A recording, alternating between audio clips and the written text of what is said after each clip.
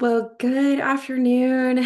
Thank you so much for joining us for our September edition of Ranging 101. We're going to talk about selecting your herd sire today, and we'll get into the details of what we look for and how we select bulls, and we can have a great conversation here.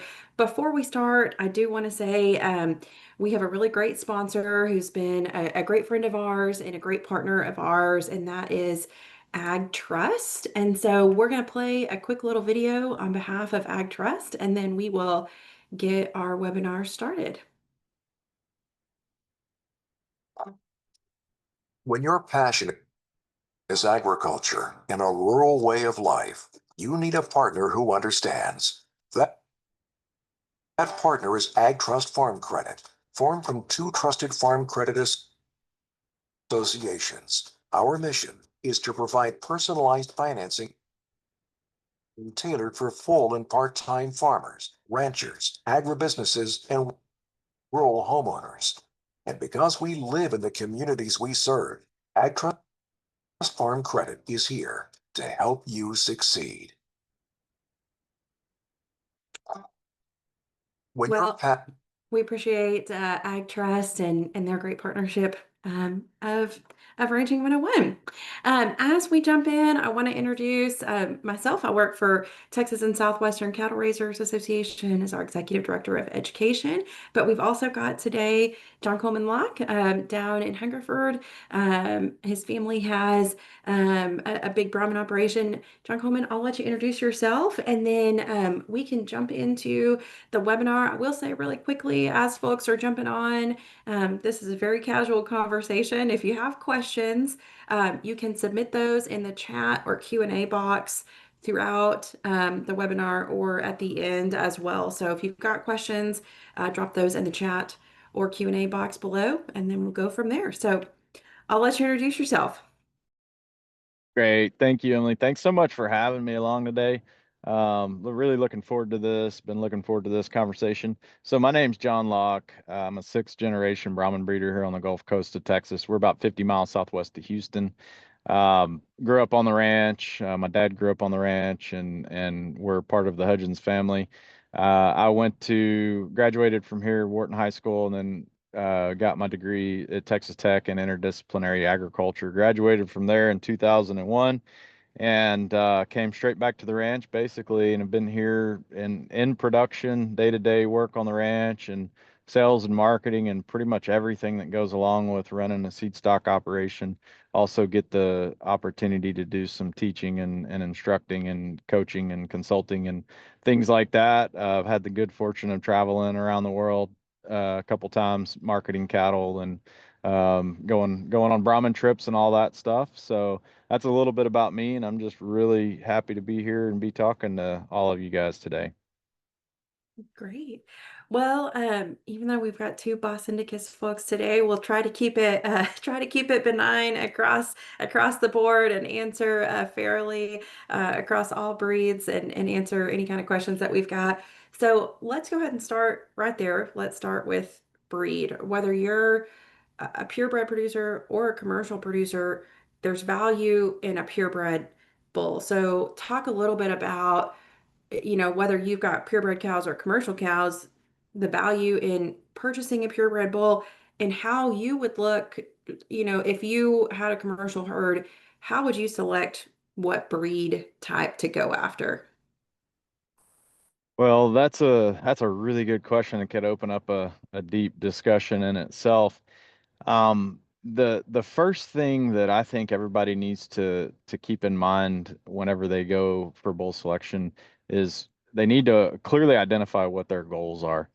Purebred versus crossbred, we can get into that discussion, but it's just so important to know what your outcome is, where your sales are going to be generated, what traits you need. At square one and the very basics of bull selection and the importance of a good bull. Too many times it's undervalued by people that are shopping for bulls because they might see competition where they can buy a bull, pretty cheap and say, well, this guy over here has $3,000 bulls and this guy over there is selling them for $6,000 bulls. A lot of that comes down to quality, predictability, and relationships. But when you really at the very first level, the thing to think about is that bull is going to influence 50% of every calf you produce from him for whatever period of time you have him. So it's a very important decision. Well, and I also think there's something to be said about your environment and where you're at. If you live on the Gulf Coast versus if you live in the Panhandle or the Trans-Pecos, I think there's something to consider there where this is not a hard rule of thumb. People can run Charlet on Galveston Island, that can happen. But in general, those more hot, humid places, you probably need a shot of Bos Indicus or just some kind of ear, and being Brahman, Brangus, Brayford, whatever it is, they tend to do better kind of in those hotter climates. Whereas if you live in the Panhandle, not there's not Brahmins in the Panhandle, but something with a bit more Boss Taurus type influence may be a bit hardier. Do y'all see that in a lot of where you send your bulls to? They just fit better in the environment nearest you.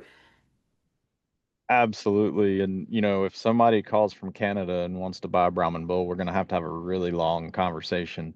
And for me, that kind of goes back to the goals thing. So you need to figure out what your goals are. And I'll take some things for granted in this conversation, but hopefully one of your goals is to have a bull on your place for a while and have some longevity there.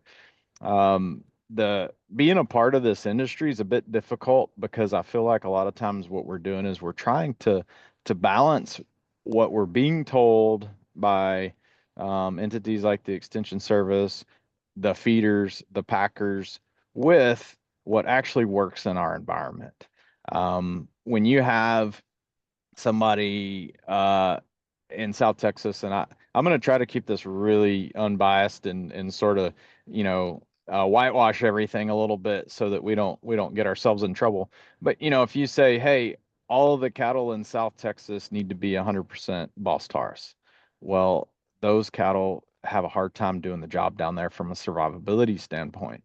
And just to tell a quick story, I have a really dear friend, and I'm not gonna name breeds, and I'm not gonna name breeders, and I'm not gonna name regions even, but he was in an environment that was pretty tough, and he showed me the bulls that he bought, and I kind of scratched my head a little bit and said, "You're really happy with these bulls?" And he said, "Yes." The breeder basically, with the quality of their program, they can basically guarantee me that 95% of these animals will be choice out of the feedlot. And I said, well, that's fantastic. So carcass merit is a big goal of yours. Absolutely. That's where the premiums are. Well, 3 out of the 4 of the bulls didn't make it through the first breeding season, and the fourth one didn't make it to a second breeding season. And that was just a really good case of animals not being suited to survive and thrive in that environment.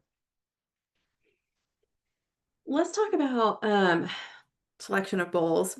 How long do you like to see a bull last in your herd? How many seasons do you expect to get out of him? And at what point do you look at your bulls and say, maybe it's time to move on? He may need a break out here. Yeah, that's a really good question. So on the Bosindicus end, we kind of, for the most part, have the gift of extreme longevity compared to some other breeds. So I would love to see our average bull be able to work until he's 10 years old. So, but they don't start breeding until they're 2. So they should have 8 years. If you have a spring and fall calving, that should be 16 opportunities for him to mate. Um, our main thing is you've got to prove yourself. So if a bull's not getting cow settled well, if a bull's not getting the quality of calves that we want, which sometimes that takes a bit of time since we're in the registered business, we might have bulls that we need to let his calf crop get to two years old. So that's 2 years plus gestation. So you're 3 years into it, but and then we might give him another opportunity because of the way we've made him hasn't exactly been appropriate. We didn't give him the best chance. So we might be pretty deep into a bull before we decide that he's undesirable. But when you find one that you don't like what he's doing, my role is to get rid of them immediately and get them out. Bad dispositions, you can tell that really early on. Things like udders and fertility of his females is a lot harder to tell and takes a lot more time. But as far as when we might want to change one out, if a bull's doing a good job and we like him, our goal is to use him as long as is absolutely possible. You mentioned this a little bit, but I want to come back to this because I've seen, I'm not going to say some confusion before, but I think there can be some frustrations on when you turn a bull out. And so, how old do you think that they need to be to turn them out to say, I've given them the best chance? Because if you turn out 10, 12-month bulls, that's going to be a hard fight for them. Yeah, especially with the Boss Indicus, and that's what I know the best. I know with a straight Boss Taurus and some of the crossbreds, there's going to be people that'll tell you those bulls will work really well at 14, 15 months, and they probably will. Um, Me personally, I think I'm gonna use the word authentic. Like I think authentic upbringing and development of a bull along with older is usually better to a certain extent. When you have 3-year old bulls that haven't seen cows and haven't, service cows and that, and you're putting them out as virgins, that obviously wouldn't be good. That's on the extreme end.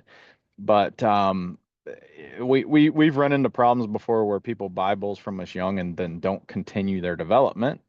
You also have bulls that are developed way too fast or too hard, and they're too fat.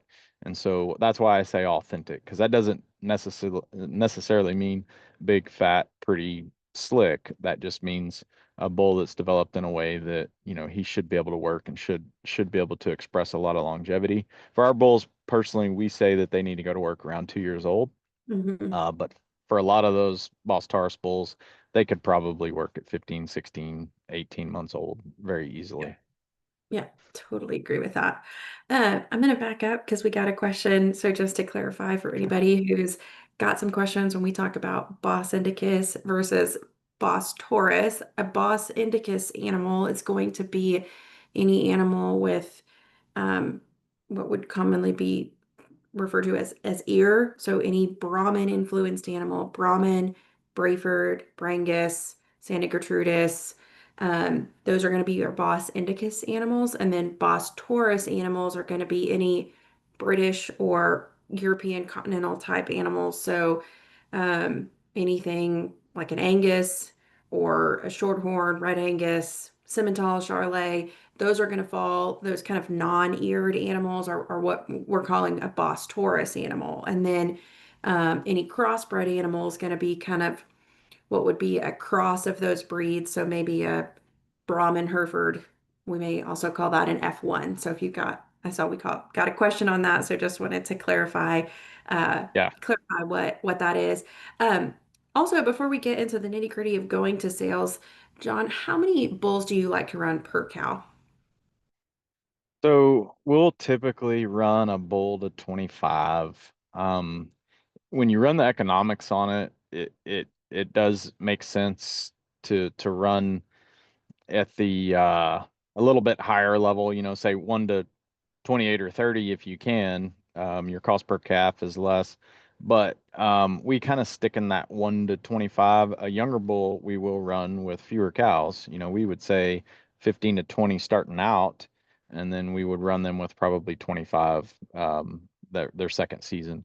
So there's a lot of variation in that across breeds and even amongst breeders, but there's a lot of factors that go into it. There's some bulls that can cover 40 cows, Mhm. but we kind of work on the averages. And when I say it's better to run a bull with more cows, it is until you get to the point to where you have, 20 or 30% of them open, because he couldn't service them all. So there's a risk there. We also got a question, is it okay to run multi-sire pastures? And I would say that's pretty common to have a big herd and have more than one sire in in a pasture? Do y'all do that? Yeah, we do that. And really and truly, you can stretch your bull to cow ratio when you do that for the most part, like probably closer to 1 to 30. We've been doing more and more of that, mainly for our grazing management and being able to put more cows together in a mob. But you do sort of mitigate some risk as far as if you have a bull out there that's not working, the other ones are picking up his slack. So I would say in your commercial outfits and crossbreeding, that's very common. It's less common in seed stock, but now that we can DNA calves and get parentage on them pretty easily, it's becoming more common. I will say the only thing, to keep in mind is if you are keeping bulls and keeping bulls that you're raising or keeping bulls consistently, we may want to keep an eye on not turning them back in with their daughters or granddaughters. If you've only got one herd, that may be, or one pasture where we get stumped sometimes is, we're keeping our daughters, but we're keeping the bull. We've only got one pasture. That's also something to think about. And if you are gonna, if you only have one pasture, we may think about not keeping your daughters or buying in replacement heifers or having to swap your bull out more frequently, or maybe you swap with your neighbor. I don't know if you've got other thoughts there, but just some thoughts if you Yeah. are. I know I saw a question come in, kind of lend to that. We may just think about if you're keeping bulls in the same pasture, just something Yeah. to consider. When when you have larger numbers, it's way less of an issue than what it's perceived to be. But if you're dealing with a herd of 20, 30, 40 head, 50 head, and you are keeping your heifers and keeping your bulls, then definitely inbreeding could be an issue. Yeah. Um, all right, we've talked about breed, kind of thinking about where we're at in the part of the state. How do you go about, let's say you're a commercial producer, you never bought a purebred bull before. How do you go about finding bull sales? Let's say I want to buy a Hereford bull. Where is the first place or first some of the places you may look to go see what sales are around me in the state? Yeah, that's such a good question, and there's so many different options. And I wish I could say this is what you should do. You should follow this path. It is possible to reach out to a breed association. If you say, "Hey, I want a Hereford bull," call the Hereford Association and say, "I'm in this area. These are what my goals are. This is the type of bull that I want. Can you put me in touch with or give me 3 or 4 options of people close by?" That'd probably kind of be square one. Uh, I think today most people go to Facebook or Google. I always say Facebook because I'm getting to be old, right? All the kids say that Facebook's for old people, but social media, I guess you go on social media and you type in Hereford Bulls and close to my area, or you Google it or whatever, and uh, I think that one of the most important things if you're buying bulls is the relationship, because you need to know what the policy is on returns, you need to know what the guarantee is on the bull, and you need to know that the people you're dealing with will stand behind them. And are there add-ons, like will they help you market your calves? Are they going to answer the phone when you have a problem, and things like that. To me, buying bulls is a very personal thing, and you can just find a sale where you've got 10 different vendors with all different breeds of bulls and go show up and go start shaking hands and meeting them. That's an option as well. Um, I, I, I, I just think there's so many options. It's almost overwhelming these days. I think my advice would be is you're probably just going to have to get started. Well, and I think too, another place that I might look is a lot of these magazines are going to have bull sale ads, the Cattleman magazine or, Gulf Coast Cattleman magazine or whatever it may be, that you can go find ads in there for either private treaty or bull sales near you. But like you said, breed sales, breed reps are great. If you call the association and ask, they're gonna help you. Another thing I want to talk about is whether you're buying a private treaty bull or you're going to a bull sale, doesn't matter. Like you said, picking up the phone and building a relationship, you don't have to, let's say you're going to go to a sale, whether that's an all breed sale or, a production sale. You don't have to show up that day, try to decode everything in the catalog by yourself. You know, Producers want to build relationships with their customers, and it's not uncommon, if I were to pick up the phone and say, "Hey, John, I'd like to buy a Brahmin bull. this is what I need. Can you help me? Producers want to do that. Like on your side of Yep. things, that's common, and you want producers to do that. Right. Absolutely. So let's talk about going to a sale. What are maybe your top two or three or four things that you would look for physically? And then we'll get into genetics here in a second. If you're buying a bull, what are some hit list things you're always going to have a base for? Yeah, so my universal recommendation, if you're going to be in the cattle business, and you want to be out buying bulls, is to study function, you know, physical necessities of the animal 100%, and then everything else is just an add-on or a cherry on top. Like you have to make sure that what you're seeing should translate. There's no guarantees, but should translate into functionality, the ability to serve the cows, to breed more cows, to have some longevity, to not need extra care like dealing with their feet and their toes and things like that, to be less likely, there's no guarantees, but to be less likely to injure themselves. Now, if you're just starting out, there's a pretty good chance that you might not be qualified to do that. But if you can find somebody to basically mentor you and help you out and teach you some of those things, or you could possibly outsource it as well. You could tell somebody kind of what you want, what you're looking for, and what your plan is, and then somebody might charge you a commission to buy you a bull. But I cannot emphasize enough how much function is so important. Form should follow function. And then everything else after that, like EPDs and what color they are and how they act and all of that is sort of a bonus. Totally agree. When you say function, when I think of function, I think of two things. I think of structure and body. Is that what you think of? Yeah, 100%. And you could even yeah, so there's feet and to me there's like feet and legs, and then I guess exactly what you're saying, and then there's just things about their body shape and their body type Yeah.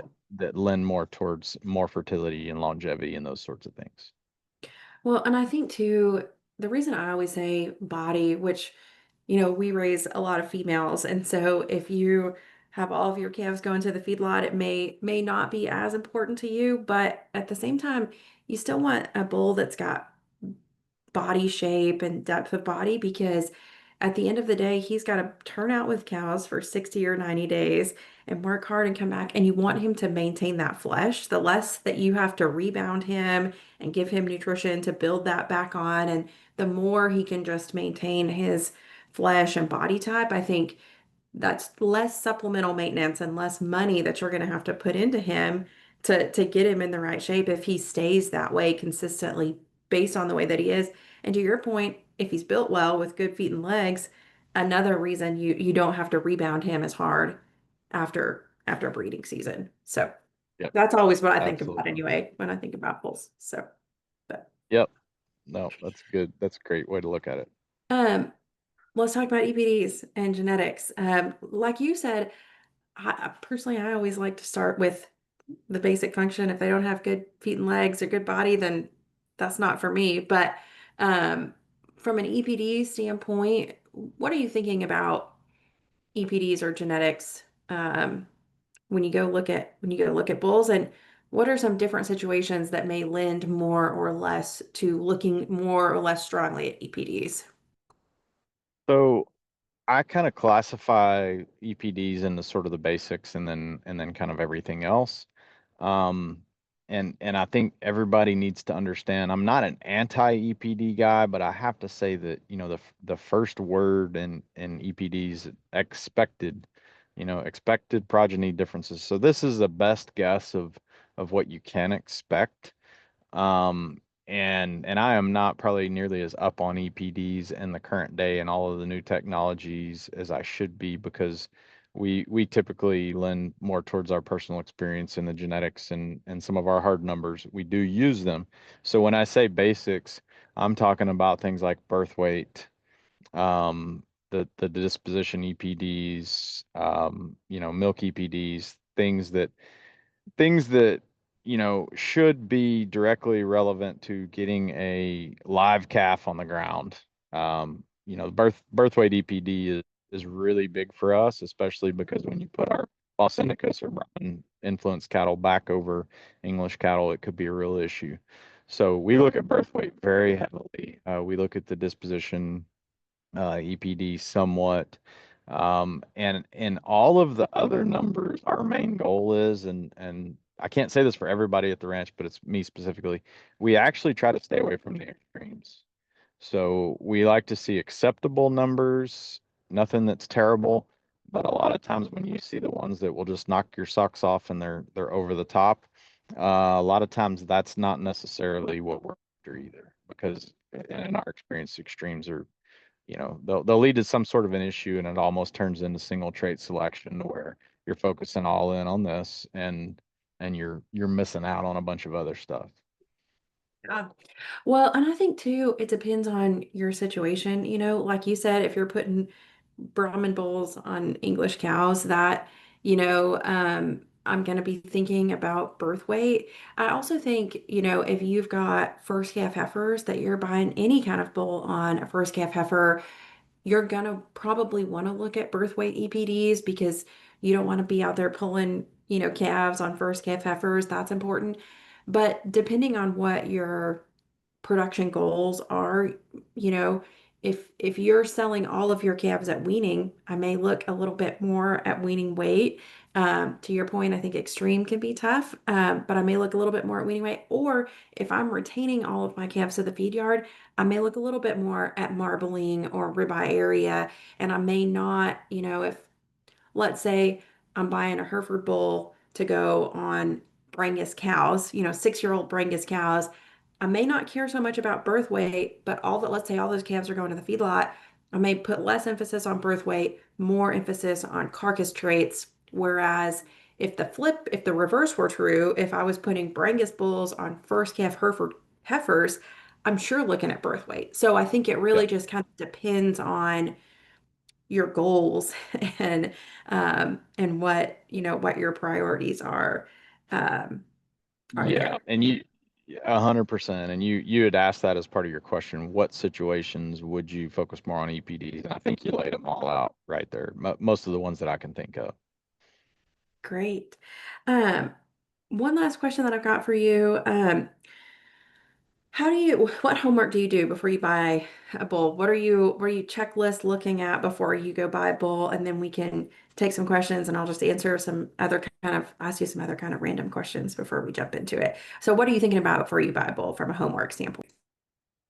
Well, so probably the most important thing, like if you're doing homework ahead of time, if you've got your eyes on a bull and you can look into his dam line, that's to me that's the most important thing because that bull's going to influence half of every calf that he sires. Is going to have his genetics, but he's only going to be as great as what his mother was. And so you really want him to be able to transmit those things to his calves. So that's probably paramount for us when we keep bulls or if we're going to buy a bull. It's all about the dam and what she did in her lifetime, how what her reproductive performance was like, how fertile she was, and all those sorts of things. Does she still have a good bag? And that's usually a no-go. And then, if she misses the mark on a lot of those things. So, and then we homework wise, like I would suggest people create a priority because there's a pretty good chance they might not get their first choice. So if they're going to a bull sale, say, hey, this is my number one bull. If he goes out of my budget, then I'm going to this bull and going down the list and have all of those. If you're going to a live bull sale, have all of those things sort of laid out. Have a plan before you ever show up because you'll get caught up and you'll buy something you didn't intend to, or you'll leave with nothing if you really need a bull. So just kind of make sure you weigh out the scenarios and create your list of priorities and work to stick to the plan. It's great. Totally agree with that. Totally agree. If y'all have got questions, drop them in the chat box. I'm going to ask some questions that we've had submitted so far. We'll just bounce around on random questions, so send them over if you've got them. First question, which is an excellent question. I have strong opinions, John. I'm sure you do too. Is it okay to let your bull run the full year, or should you try to have a 60 to 90 day calving season? Great question. And That's a fantastic question. So I'm sure most of you folks know the value of an open cow versus a bred cow. There's a lot of people that say, and this goes back to that thing I said earlier about balance between what everybody's telling you you should do and what it takes for you to actually meet your goals and make a profit. So everyone would say, oh, a 45-day breeding season is all you need. Well, if you put your bull out for 45 days and he gets 30% of your cows bred, uh, you're going to breed yourself out of business or cull yourself out of business pretty fast if you cull an open cow. So I would say ideally for many different reasons, the quote unquote experts are right. You should have a defined breeding season, but that doesn't mean that you just rip the Band-Aid off. I would prefer, a 60 to 90-day breeding season, depending on what environment you're in. Some environments are higher energy and you can breed cows in a shorter window. We struggle to do that where we are. So we tend to be a little bit longer. But there's nothing that says also you can't leave your bull out to get your cows bred, sell them, and then replace them with one that's calving at the time of the year that you want to. So that's an option as well. I don't really like year-round calving as a rule. I think if you are year-round calving and you could squeeze it down and start to, over the course of 2 or 3 years, maybe get it to a point to where you were in a defined season, still getting, good reproductive results, that would be ideal in my book. Well, and I think too, one of the other struggles that is out there if you do have a year-round calving season is an inconsistency of your calf crop in that, let's say you've only got 15 or 20 cows and you calve year round, then what happens is when it's time to wean your calves, you've either got to get your whole herd up and wean one at a time, or you wean five or six and you've got calves that weigh 700 pounds and you've got calves that weigh 300 pounds. Then when you take that, those five or six calves to the sale barn, you've got kind of a varying balance there. And so if you group them together to calve 60 to 90 days, then you can wean together and then your calf crop's going to bring more because you've got a contemporary group of calves that weigh the same. And so I think that's probably one of the other bit, like you mentioned, um, getting your cows bred and getting, having a value of a bred cow versus an open cow is huge. But I think a calf crop consistency helps at the barn too when you take them. Yeah, I think year-round calving is worse in probably every way more difficult, and every way makes your life more difficult, except Yep. for having a place to keep your bull and distributing cash flow, more Yeah. evenly throughout the year instead of getting checks all at one time. Yeah. Well, and another thing to think about too, this is my other TSCRA hat coming into play is I think, we've talked a lot about New World screwworm lately, and what happens if we do get New World screwworm into America. As some of you may know, New World screwworm is 370-ish miles south of the Texas border. If it were to come here, it's a flesh-eating fly, worm, and if you're calving year round, that if screwworm does get here, if you're calving year round, especially if you're in the south part of Texas, I think you open yourself up to susceptibility a little bit more, due to navels and calving, injuries and stuff like that. I think that's just another thing to think about, if you are in kind of that screwworm territory and it does get here, you've got just a lot more maintenance that you're going to have to do and think about. So, not Yeah, necessarily related to selecting your herd sire, but a plug there for screwworm. So, that's a good another point. question that we've got: how much should I spend on a bull? Great question. Oh, that's a great question. It depends on if you're shopping with me or with a competitor.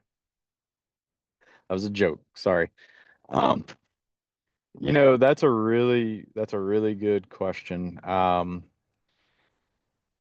You, the easy way and the cop out way to answer it is you should spend as much as you're comfortable spending. Um, you really need to sit down and you need to do the math and you need to look at the depreciation on that bull. Now, it's not going to be 100% accurate because the salvage value of a bull, there's two things there. Either it might be lower when you sell him in a few years, or he could die and you might not get any salvage value. But you need to have kind of a high low and say, well, best case scenario, if I pay this much for a bull and then I salvage him 4 years from now for this price, the spread is this, and how many calves do I expect him to get over that time? How many dollars per calf is he going to cost me? And then you can say, okay, well, what traits would I get in a bull that would add more value to those calves? To me, a lot of that's just it's about math. There's a lot of speculation involved, but you look and you say, okay, if I had a bull that his calves had this trait, maybe it's carcass merit or something like that, or growth would probably be a more likely scenario, and they weighed an extra 50 pounds at weaning. What value would that bring to me? So can I justify going from a $6,000 bull to an $8,000 bull? What does that look like? I would advise everybody to do that math and play with the numbers and kind of see the high-low scenario and then go with what you're comfortable with. Um, Honestly, what we deal with is most people will buy they'll find the bull that they really like to look at. That's the prettiest and the highest performing looking bull. And if they can't afford him, they just take a step down. And so there's a lot of different scenarios there. I'll tell you with almost certainty though, the cheapest bulls out there are probably not going to be the best fit for what you're doing. I was just about to say that too.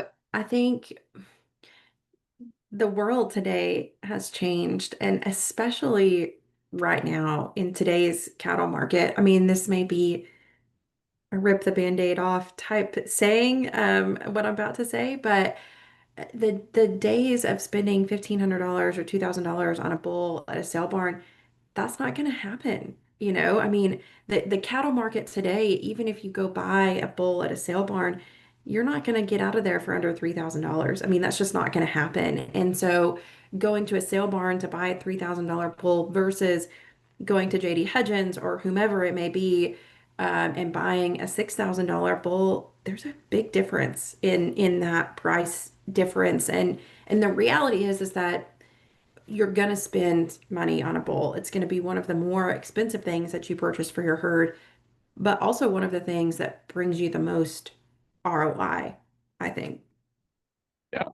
Yeah, and so we were dealing with a customer the other day, and he had a choice between a $6,000 bull and an $8,500 bull, and he obviously liked the $8,500 bull a lot more and liked to look at him. And he said that is one yearling F1 heifer out of my Hereford cows that pays for that better bull. So if all of his calves are marginally better and he can justify it that way, I thought he was being pretty wise whenever he said that. Of course, that bull could lay down and die next year. So I'm not. It's not only about the math; it's also about risk tolerance. But generally, we don't see people disappointed spending more on a bull versus spending less. Yeah. And I'll say this too, a plug for all the people who sell seed stock bulls. You go out into a pasture, let's say you're buying a private treaty bull, and they've got their bulls starting at $5,000, and you think, man, that's really expensive. The reality is that y'all have quite a bit already in those bulls from AI or ET or vaccinations, all the things, feed that you've got to get them to 1800, or to 18 months old. There's a lot already in these bulls, these seed stock bulls, but the return back to you is also going to be a lot, like you just said. Um, so sometimes it's sticker shock, but it's the way of the world these Yeah, days, I'm afraid. yeah, and yeah, exactly. Next question. Do you think it's important to test your bulls? I assume this is a breeding soundness exam. Do you think that's important in your herd? Yes, I absolutely think that's important. Um, it's it's I would almost say it's imperative, but I'm sure there's some extreme cases, and you do hear from time to time people say that, well, I've been not testing my bulls for years and they're doing fine. And I never miss a calf crop. Usually those are going to be multi-sired situations.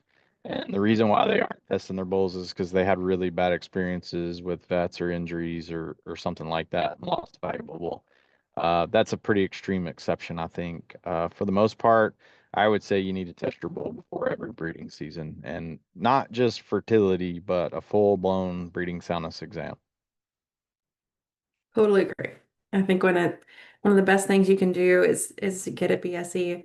If you turn a bull out with a herd, you only got one bull in the pasture and he's not fertile and you waste 90 days, you palpate your cows, they're all open, you're in trouble. So Yep, I think yep. it's one of the best Could things could you have can been do. could have been prevented with just a simple test. Yeah. Another great question.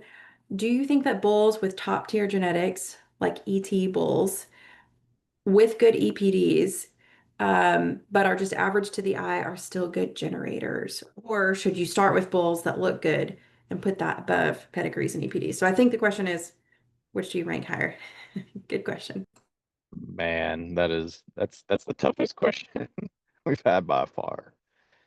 Um, I would like want to get very specific in that situation and say, well, what is the difference in the way they look? You know, are they a poor doer, or are they light muscled, or you know, I absolutely think if they're acceptable and there's no flaw or issue with them, then yes, I would be willing to take a gamble on them having the genetics and having the figures and the EPDs and all of that where I wanted them.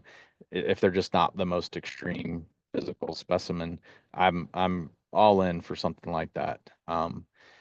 If there's flaws or there's things that aren't right about them, no, I'll never make excuses for a bull based off his genetics and based off of, well, his pedigree is fantastic. So let's just roll the dice. And yeah, I know his foot's twisted out, or, he's crooked legged, or there's something wrong with him or whatever, but he's got the genetics. Let's roll with him. I'm not going to do that.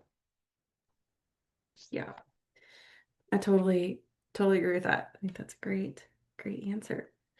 Um, that's all, that's all the questions that I've got, and that's all the questions that we've got in. If anybody's got any last minute questions, feel free to drop those in the chat box. John, anything else on your end or any other parting wisdom on selecting a bull? Well, I I want to say I don't know where this quote originated, but I had a dear old man. I'll never forget this. You know how you remember these instances and experiences, and a dear old friend of mine named Jim Pettis from around the Goliad area. He came to buy heifers one time, and Leo Casas was with him and was kind of advising him, and he said, "Which one do you think I should buy, Leo?" And he said, "You should buy the one that you like to look at." And at the end of the day, when you go buy a bull, you're spending your money. And if you let me talk you into buying a bull that you don't like to look at, you're going to look at them every day, and you're probably not going to be extremely happy. So, at the end of the day, I think that's one of the most important things is it's your money, it's your operation, it's your goals. You should do what you want to do and buy the one that you like to look at. Totally agree. And the resources are out there.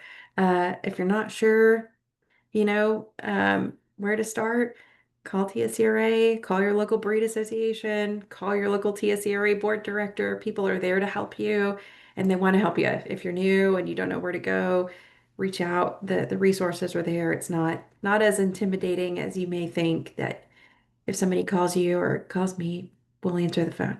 So, Yeah. One other thing, Emily, just real quick, I should probably mention, we didn't talk much about disposition, but disposition is such an important factor. Um, I don't really care how young you are, how old you are. I think the time for tolerating wild cattle in the cattle business is passing fast, thank goodness. And we've made yeah. miles of improvement in the Brahman breed over the last 2 decades, and we still got a ways to go. But But when we look at animals, I think that needs to be one of the first things we look at, because it's, we don't want to get people hurt when they're dealing with them. So I would advise everybody to definitely put a lot of weight on disposition. Totally agree with that. Yep. Great thoughts. Well, if you've got any questions, you can email us education@tscra.org. If you've got any follow-up questions for John, then send those our way and we'll get them passed along. Education@tscra.org. Thank you all so much for your time. We'll be back in October to talk about disease prevention, so you can register for our October webinar. But thanks so much for your time. Thanks Bye. for having me. Thank See you guys ya. for attending.